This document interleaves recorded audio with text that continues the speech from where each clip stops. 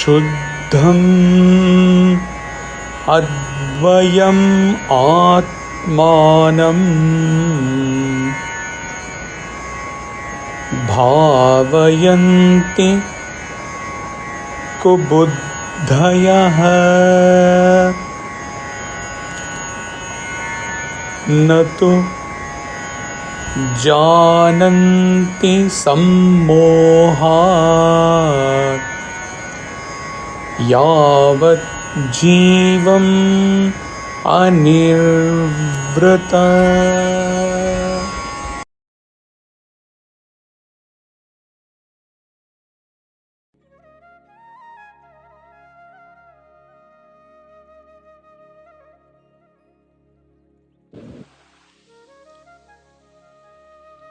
Those of dull intellectual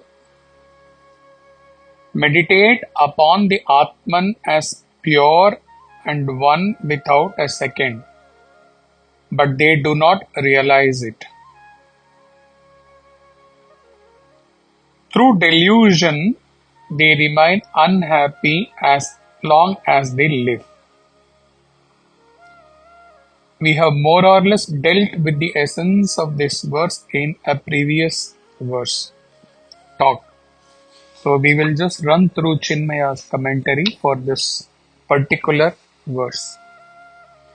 He writes, our identification with the intellect is so powerful and strong at this moment that even a student at meditation remains as a mere intellectual being, toying with the ideas of the pure self, the one without a second. With these terms of meditation, they do not really meditate, but they only tie themselves down with the suggestive ideas with which the Upanishads have, in infinite mercy, indicated the truth to them. No doubt the meditation is the means to awake and to realize.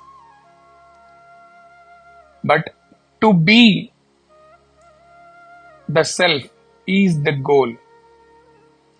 The dull intellects somehow or the other retain deep in themselves the unconscious idea that the self is something to be perceived, to be gained, to be achieved.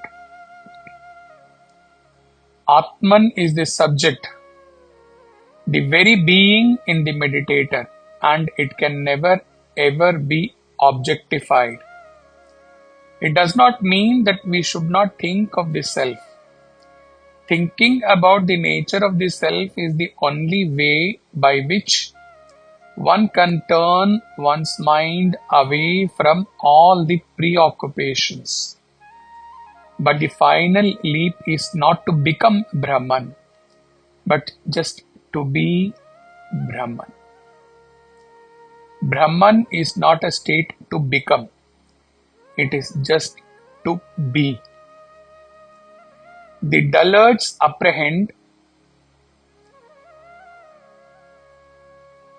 it not because of this delusion in them that the self is to be gained through meditation.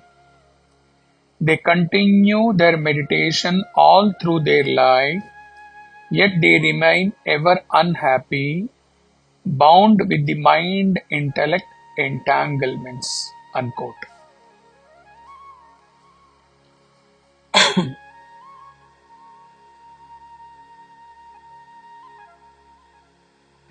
What this verse tries to teach us.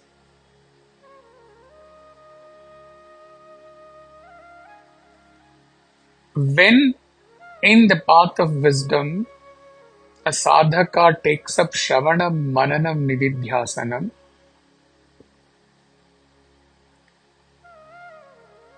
shravanam is through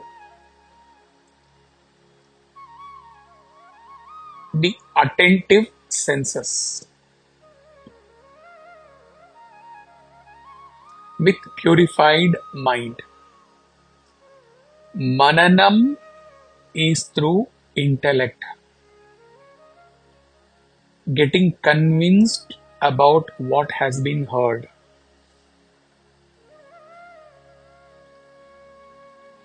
And clearing all the doubts, if any, about what has been taught by the Acharya.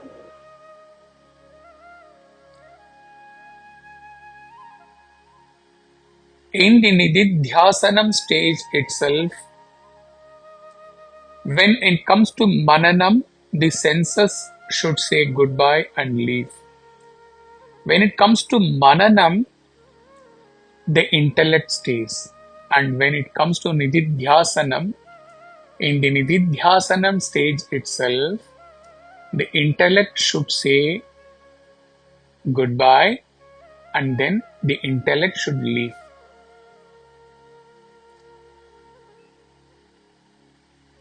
Nididhyasanam itself is through the purest sattvic intellect, which is not intellect in the normal sense.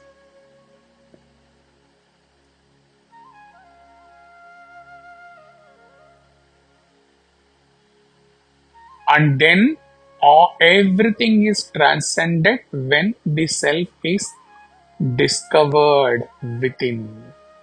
When one discovers his true identity as self, which he was always, though he had not realized this truth. So this verse conveys to us that as long as you carry your meditation with your intellect,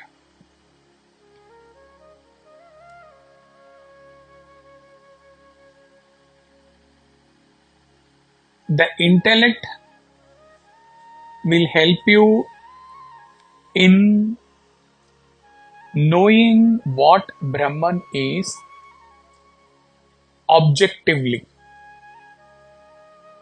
clearly.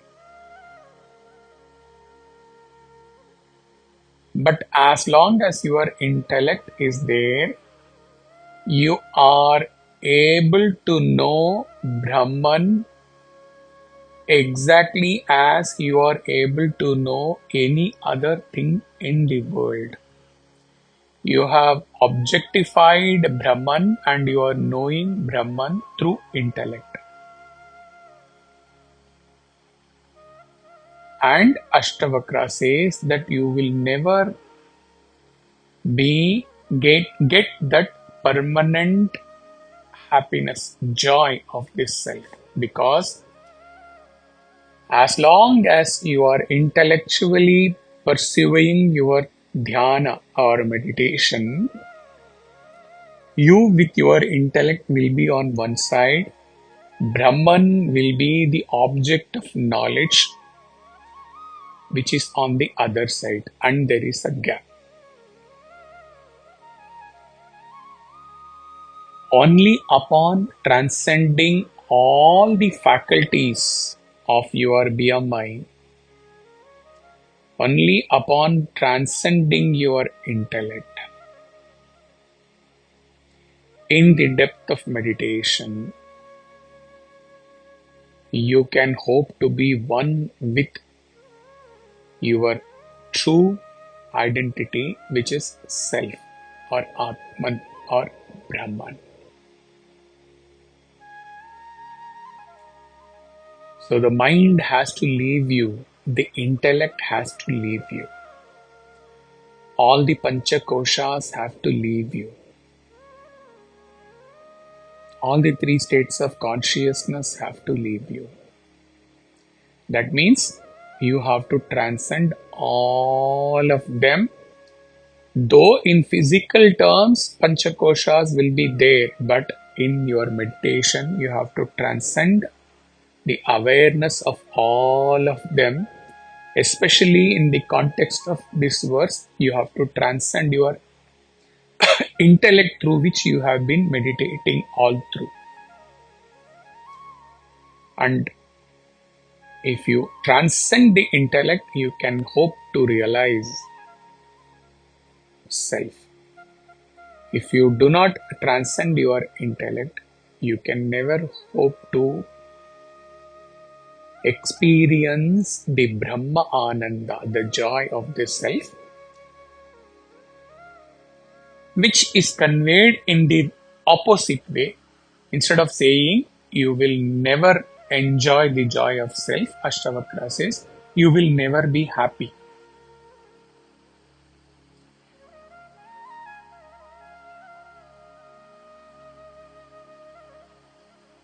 All you will remain, through delusion, you will remain unhappy ever.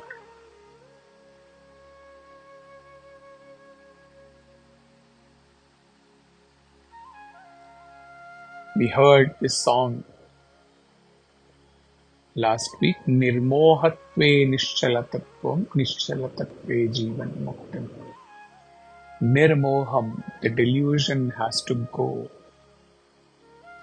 And then only Nischala, changeless Tattvam, self, can be experienced. Hari Om Tat Sat.